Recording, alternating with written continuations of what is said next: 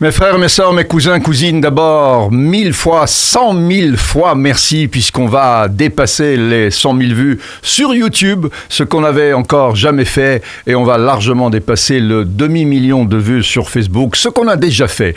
Alors, encore une fois, merci, et puis si vous n'êtes pas abonné à la chaîne YouTube, faites-le, et quitte à revenir et nous regarder sur Facebook, ça nous donne vraiment les moyens supplémentaires pour vous apporter du bon contenu, et comme on vous l'avait dit, on fait maintenant du foot et de la boxe avec mon ami Abdelkissi. Aujourd'hui, on va parler de la remise du 67e Ballon d'Or à Paris. Il s'en est passé des choses? Non, il ne s'est pas passé grand-chose. Parce que, ok, on se trompe 2 fois sur 4, ça je l'admets, mais on ne s'est pas trompé du tout cette fois-ci, puisqu'on avait prédit exactement le tiercé. On avait dit en 3, Kylian Mbappé, en 2, Erling Haaland, et en 1, Lionel Messi, the genius, le génie du foot qui a raflé son 8e Ballon d'Or. Le Ballon d'Or de trop, disent certains. Non, pas pour moi. Personnellement, je pense que ce 8e Ballon d'Or est mérité. Il sera probablement le dernier Ballon d'Or de Léo Messi. Et c'est pour ça qu'il y avait une certaine nostalgie, une certaine mélancolie aussi dans cette cérémonie, parce qu'on se dit que la page, cette fois, est certainement définitivement tournée en ce qui concerne un ballon d'or pour Léo Messi. Mais je pense que 8 ballons d'or dans l'histoire du foot, ce sera compliqué de faire mieux. Alors je reviens très brièvement, je ne vais pas la faire longue, vous connaissez quand même les critères de la remise du ballon d'or. Il y avait 100 journalistes qui sont 100 journalistes des 100 pays classés par la FIFA, les 100 premiers pays. Donc on ne peut pas dire qu'un continent a favorisé plus Léo Messi qu'un autre continent. D'ailleurs, France Football qui organise le trophée, a dit non, il n'y a pas un continent qui a donné beaucoup plus de voix qu'un autre. C'est équilibré et l'avance de Léo Messi est confortable par rapport au deuxième Erling Haaland.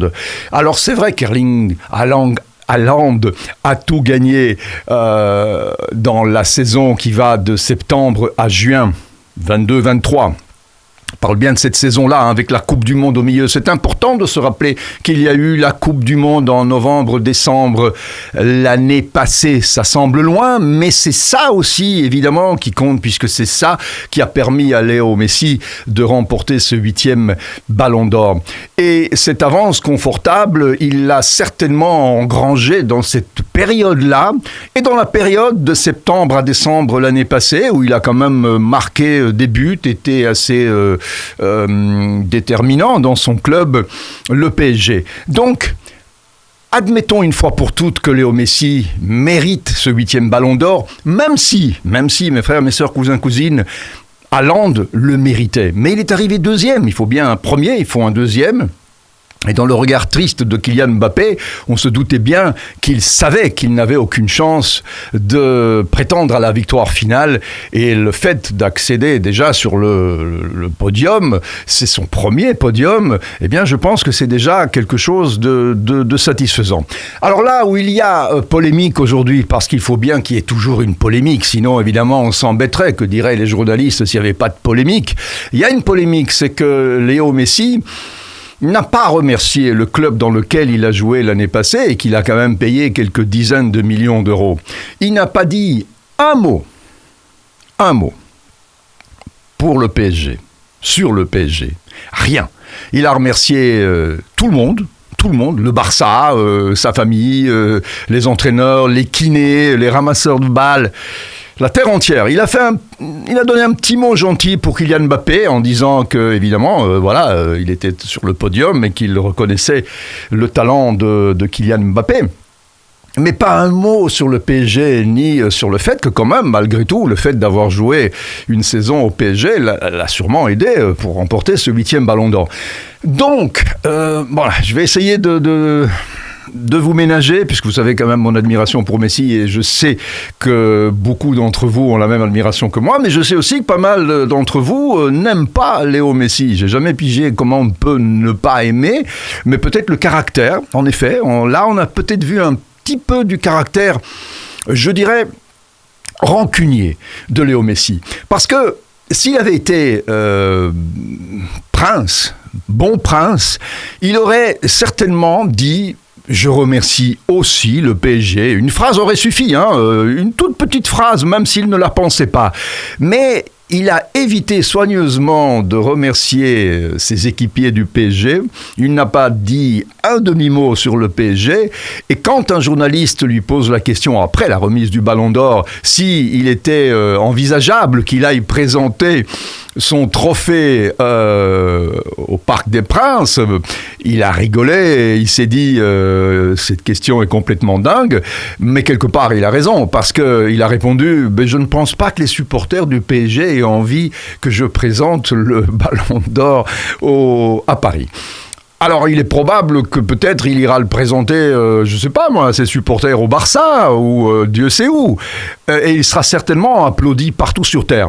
Mais imaginez une demi-seconde que Léo Messi aille présenter son trophée au PSG en disant « Voilà, je vous remercie aussi, chers supporters du PSG, parce que grâce à vous, j'ai remporté ce 8e Ballon d'Or ». Il aurait été sifflé, évidemment, hué. Et donc, Léo Messi, il n'est pas fou. Il sait très bien, évidemment, qu'il n'est pas persona grata à Paris et en France. On le déteste pour plusieurs raisons. D'abord, évidemment, parce qu'il a privé la France de la Coupe du Monde. Ensuite, parce qu'il a dit qu'il avait été... malheureux à Paris, mais bon, voilà, c'est sincère, il l'a dit. Et quelque part, le seul reproche qu'on pourrait faire à Léo Messi, et que peut-être je me permets de faire, c'est qu'il aurait dû être bon prince et être politiquement correct et dire simplement voilà, je remercie le PSG parce que voilà, ça fait partie des choses qu'on dit un soir de remise de Ballon d'Or quand on a tout reçu de la vie.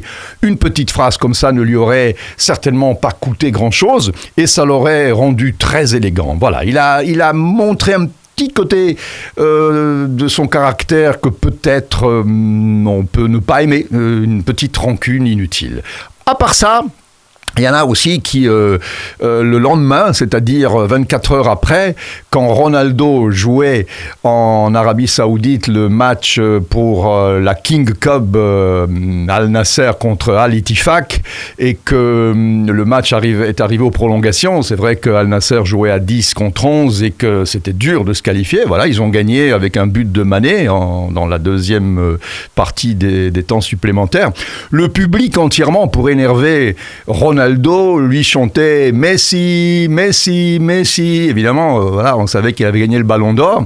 Et ça n'a pas énervé vraiment Ronaldo qui a qualifié Al Nasser en quart de finale de cette King Cup en Arabie Saoudite.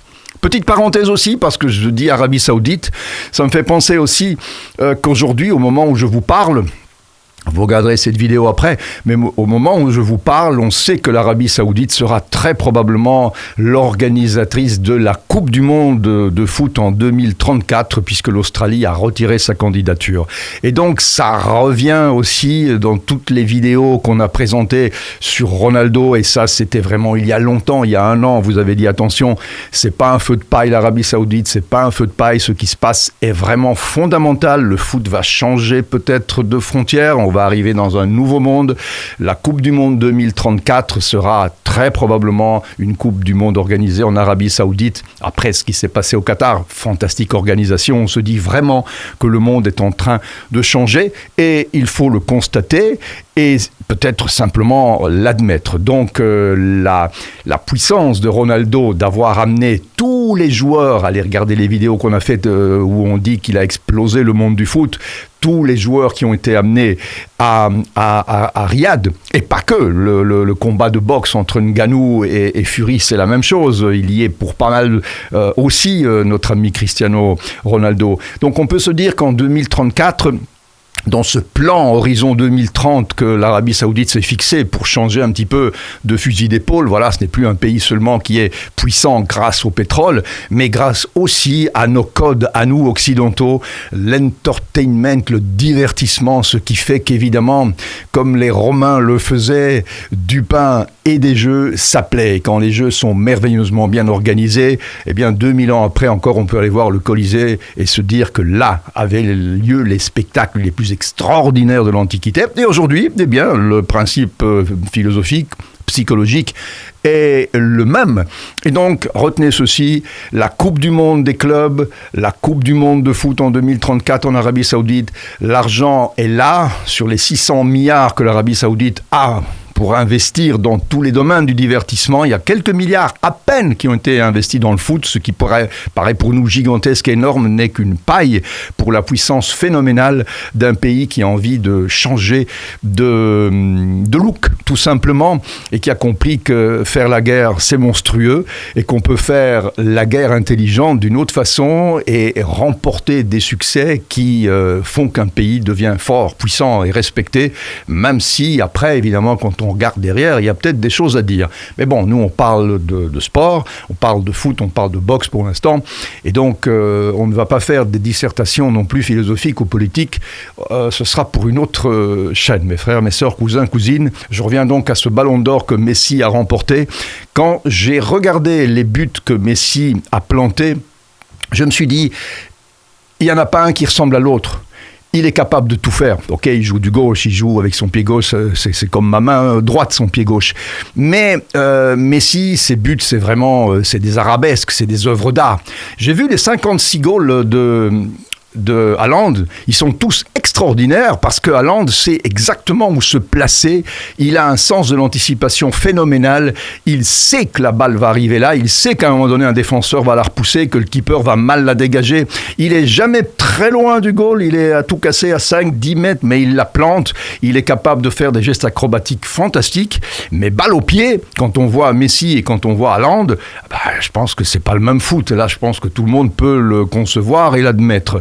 Alors le ballon d'or n'a pas été donné parce que Messi est un meilleur joueur de foot, ça tout le monde le sait, Haaland le sait aussi. Le ballon d'or a été donné pour des critères que je vous ai expliqués avant. La Coupe du Monde est un critère extrêmement important qui a certainement décidé les 100 journalistes à donner plus de points à Messi qu'à Haaland. Et le fait que tous les continents sont plus ou moins les mêmes dans le gain de ces points, ce n'est pas que l'Afrique a donné tellement plus que l'Europe, qui a donné tellement plus que l'Asie, etc. Non, tous les continents ont donné confortablement la victoire à Messi, ce qui veut dire que ces 100 journalistes, soit ils étaient tous aveugles, soit ils étaient tous bourrés, sous, soit ils étaient simplement honnêtes et ils se sont dit que la saison passée, Messi a fait ce qu'il fallait pour gagner et battre ce fantastique athlète qu'est le cyborg Erling Haaland, qui a tout l'avenir pour remporter, tout comme Jude Bellingham qui a remporté le trophée Copal, le trophée du meilleur jeune, ou Vinicius qui a remporté, qui est arrivé 6e aussi, et qui a remporté le trophée Socrates, tout comme le gardien Martinez copieusement hué qui a remporté le trophée du meilleur keeper Yashin 2023. Voilà, ces trophées sont fantastiques et aussi un bonjour au foot féminin qui progresse chaque année, il fallait le dire. Mes frères, mes sœurs, cousins, cousines, on se retrouve pour une autre vidéo. Abonnez-vous à la chaîne, on fait du foot, on fait de la boxe, on aime ça et c'est grâce à vous que nous progressons. Merci et à très vite. Ciao.